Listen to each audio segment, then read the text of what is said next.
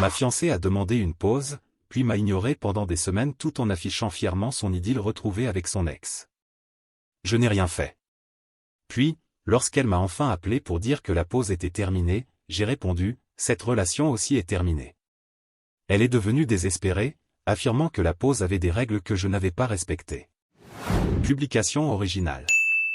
J'ai 32 ans et j'étais fiancé à Amanda, 29 ans, du moins, c'est ce que je pensais. Toute cette situation est un vrai casse-tête. Tout a commencé il y a environ 6 semaines. Nous étions ensemble depuis 4 ans et fiancés depuis 1 an. Les préparatifs du mariage avançaient lentement. Amanda semblait nerveuse, mais je pensais que c'était juste les crises normales d'avant-mariage. Le samedi, nous devions visiter une salle pour la réception. Mais le vendredi soir, elle a lâché la bombe. Jason, je crois que j'ai besoin d'une pause. Elle a expliqué qu'elle avait besoin d'un peu de recul face au mariage. Et au travail. Elle essayait de paraître innocente, comme si ça ne nous concernait pas directement. Mais j'ai demandé. Une pause, de nous aussi ? Elle a répondu que ce serait juste une petite pause, pour éclaircir son esprit avant le grand saut. Les signaux d'alarme étaient clairs. Une pause signifie généralement, je veux tester quelqu'un d'autre, mais te garder comme plan B. Pourtant, je suis resté calme. J'ai demandé combien de temps. Elle a dit pas trop, peut-être quelques semaines, mais qu'elle avait besoin d'espace. Aucun contact. J'ai avalé difficilement, mais j'ai accepté. Très bien, Amanda. Si tu as besoin d'espace et d'aucun contact, je respecterai. Elle avait presque l'air soulagée que je ne discute pas. Elle a fait sa valise, a dit qu'elle resterait chez sa sœur, Laura. Elle m'a donné un petit baiser et est partie. La première semaine a été un enfer. Silence total, comme elle l'avait demandé. Je repassais tout dans ma tête, essayant de comprendre où j'avais failli. Mais environ 10 jours plus tard, je faisais défiler Instagram. Amanda ne poste pas beaucoup, mais Laura adore tout partager. Et là, je tombe dessus, dans la story de Laura, un bar sur la plage, des cocktails, un coucher de soleil, et Amanda, rayonnante, dans les bras de Kevin, environ 30 ans. Le même ex qu'elle avait juré être, une vieille histoire. Mon estomac s'est noué. Son « besoin de recul » était en réalité une escapade romantique avec Kevin. Son « aucun contact » c'était juste pour que je ne vienne pas interférer dans leurs retrouvailles. Le manque de respect était flagrant, utiliser notre pause comme ticket gratuit pour aller voir un autre mec. J'ai senti une vague de colère. Mais un autre sentiment plus froid a vite pris le dessus, très bien. Tu veux aucun contact pendant que tu décides avec lui ? Tu vas l'avoir. L'appartement a toujours été à mon nom. Elle n'avait emménagé que 2 ans plus tôt. La salle de réception ? J'avais versé un acompte de $2000, non remboursable. De ma poche. Le traiteur ? Encore $1500, également de ma poche. Cette cafetière Breville hors de prix, presque $1000, avait été achetée avec ma carte de crédit même si elle jurait que c'était un cadeau de fiançailles commun. De toute façon, je la considérais comme mienne. Je n'ai pas explosé. J'ai simplement commencé à prendre des notes mentales et à passer quelques coups de fil discrets. L'appartement était mon espace, et sa clé était un problème facile à régler. J'ai appelé la salle et le traiteur, tout annulé. J'ai perdu les acomptes, mais c'était mieux que de jeter plus d'argent à la poubelle. J'ai gardé les emails de confirmation. Et la bague ? Elle était toujours avec elle. C'était la bague de ma grand-mère, d'une valeur sentimentale inestimable. C'était ma priorité. Mais je n'ai pas envoyé de message, je n'ai pas appelé, je n'ai pas rompu le « aucun contact ». J'ai attendu, rassemblé des preuves, pris mon courage à 2 mains. Je l'ai laissé profiter de sa pause. Jusqu'à ce que, 4 semaines plus tard, mon téléphone sonne. Numéro inconnu. J'avais déjà un pressentiment. Mise à jour 1. Oui, c'était bien Amanda qui appelait d'un numéro jetable, j'imagine, puisqu'elle savait probablement que j'ignorerais son vrai numéro après tout ce silence et les photos sur Insta avec Kevin. J'ai répondu calmement. Allô, Amanda. De l'autre côté, toute joyeuse et enjouée. Jason. Salut. Bonne nouvelle. La pause est terminée. J'ai beaucoup réfléchi et je suis prête à rentrer à la maison pour reprendre notre relation. L'audace qu'elle avait a failli me faire m'étouffer. J'ai respiré profondément et j'ai répondu, d'un ton calme. Ah oui, vraiment? Intéressant?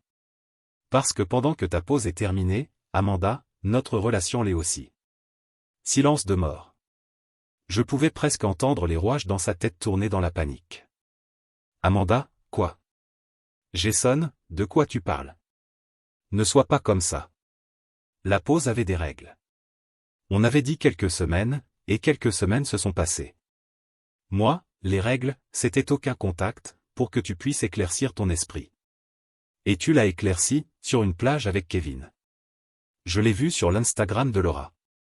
On aurait dit que vous vous amusiez bien. Nouveau silence, puis elle a commencé à bégayer. Amanda, ce n'était rien. Kevin est juste passé. C'est Laura qui l'a invité. Ce n'est pas ce que tu crois. On a juste parlé. Tu exagères beaucoup trop. Cette pause concernait nous deux, pour que j'aie de la clarté sur nous. Le sentiment de droit transpirait. Elle croyait vraiment qu'elle pouvait juste revenir frapper à la porte et être accueillie à bras ouverts. Moi, Amanda, tu as demandé aucun contact. Tu es partie en voyage avec ton ex. Tu pensais vraiment que je ne le découvrirais pas?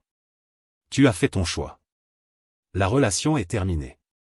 J'ai déjà annulé la salle de réception et le traiteur. Elle a paniqué, sa voix tremblait. Amanda, tu as annulé sans même m'en parler? Jason, on avait déjà payé les acomptes. C'était notre argent. Moi, en fait, Amanda, c'était MON argent. Les 2 acomptes venaient de mes économies. Et oui, tout a été annulé. Il n'y aura pas de mariage. Amanda, mais mes affaires sont dans l'appartement. Mes vêtements, ma Bréville. Ah, je savais que la fichue machine à café allait ressortir. Moi, tes affaires sont là. Tu peux fixer un horaire pour venir les récupérer.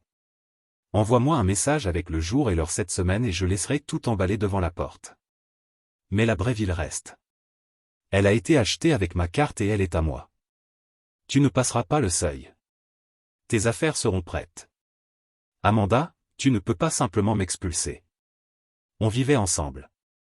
Et la bague, Jason? La bague. Tu ne peux pas juste rompre des fiançailles comme ça. Il y a des protocoles. Moi, l'appartement est uniquement à mon nom, Amanda. Tu vivais seulement chez moi. Quant à la bague, oui, on va en parler. C'était celle de ma grand-mère. J'espère que tu me la rendras quand tu viendras chercher tes affaires. Amanda, tu es un monstre. Ce n'est pas juste. J'avais besoin de cette pause. Tu aurais dû comprendre. Tu n'as pas suivi les règles. Tu aurais dû m'attendre. Moi, j'ai attendu. Et j'ai vu le choix que tu as fait pendant la pause. La seule règle que tu as respectée, c'est de ne pas parler à Jason. Pour le reste, c'était portes ouvertes. Envoie-moi un message pour récupérer tes affaires. Adieu, Amanda. J'ai raccroché. Mes mains tremblaient. Pas de peur, mais d'adrénaline. Peut-être simplement l'indignation face à son culot de croire que j'allais plier. Quelques heures plus tard, j'ai reçu un message. Pas d'Amanda. De Laura. Laura, Jason, Amanda est en morceaux. Tu as tout mal compris. Kevin ne signifiait rien. C'était un moment de confusion. Elle t'aime. Vous devez vraiment parler. Ah, et elle a besoin des clés de la voiture. Elles étaient dans le sac qu'elle a laissé chez toi. Sa voiture, une Fiat 500 offerte par ses parents, était dans le garage de mon immeuble, une place que je paie en supplément. Ma réponse a été brève. Amanda pourra prendre les clés en même temps que ses affaires. Je ne discuterai pas avec toi, Laura. Si elle veut, qu'elle m'envoie un message. J'ai bloqué le nouveau numéro de Laura. Le lendemain, enfin, Amanda a envoyé un message. J'ai besoin de mes affaires. Dimanche, 14 h. Et je veux aussi la machine à café. C'est moi qui l'ai choisie, elle est autant à moi qu'à toi. Toujours en délire avec la Bréville. Aucun mot d'excuse, aucune humilité. Juste des exigences, claires et nettes. Dimanche s'annonce intéressant. Les serrures de mon appartement seront changées samedi matin, par précaution. Mise à jour 2. Le dimanche a été un véritable cirque, comme je m'y attendais. À 14 heures pile, on a frappé à ma porte. Le samedi matin, j'avais changé les serrures, le meilleur investissement de $200 de ma vie, et j'avais passé l'après-midi à emballer soigneusement chaque objet qui appartenait exclusivement à Amanda, vêtements, chaussures, une tonne de maquillage, des flacons à moitié vides, des babioles. Les clés de la voiture étaient bien posées au-dessus de la première boîte. La Bréville? Toujours fièrement sur le plan de travail de ma cuisine, bien en place, et elle n'avait même pas été approchée d'un carton. Toutes ses affaires étaient empilées à l'entrée. J'ouvre la porte. Et bien sûr, Amanda n'était pas seule. Ah non. Elle avait ramené des renforts. Laura, la reporter d'Insta, et leur mère, Carole, une cinquantaine d'années. Carole, qui m'a toujours regardé de travers mais savait se montrer charmante quand je payais les factures. Amanda avait l'air d'avoir traversé un ouragan, yeux gonflés, mais une expression de défi. Laura débordait de haine. Et Carole a immédiatement pris le rôle de la matriarche compatissante. Jason, mon chéri, Amanda m'a parlé d'un petit malentendu. Je suis sûr qu'on peut arranger ça. Elle avait juste besoin d'un peu de temps. Il n'y a aucun malentendu, Carole. Amanda a pris ce temps avec son ex, sur une île tropicale, après avoir exigé aucun contact. Les fiançailles sont terminées. La relation est terminée. Ses affaires sont emballées et devant la porte. J'ai pointé la pile de cartons. Les clés de la voiture sont sur le dessus. Amanda a détourné les yeux vers les cartons, puis vers le plan de travail de la cuisine, où trônait la Bréville. Et la Bréville? Tu as dit que tu avais emballé mes affaires. C'est moi qui ai choisi cette machine. Elle est à nous. J'ai emballé tes affaires, Amanda. La Bréville était un cadeau, oui, mais payé avec ma carte. Elle reste ici, dans mon appartement. Considère les cafés que tu as bu comme ta part. Tu n'as pas le droit. C'est pratiquement du vol. Elle adore cette machine. Ce n'est pas du vol quand l'objet est dans MON appartement, acheté avec ma carte. Prends le reste de tes affaires. Carole est intervenue. Jason, ce n'est pas un comportement approprié. Après 4 ans, Amanda est dévastée par ta froideur. Et changer les serrures? Tellement inutile. Changer les serrures de MON propre appartement, après que ma fiancée m'a laissé tomber pour son ex, m'a semblé plus que nécessaire. Maintenant, vous prenez ces cartons ou pas? J'ai des choses à faire. Amanda a finalement explosé, la voix tremblante de colère. Et la bague, Jason? Tu as dit que tu la voulais. Tu comptes la mettre au clou pour payer tes nouvelles serrures? Non, Amanda. Je vais la remettre dans son écrin, là où elle doit être. La bague, s'il te plaît. J'ai tendu la main. Elle a fait tout un cinéma, retirant la bague d'une chaîne qu'elle portait autour du cou.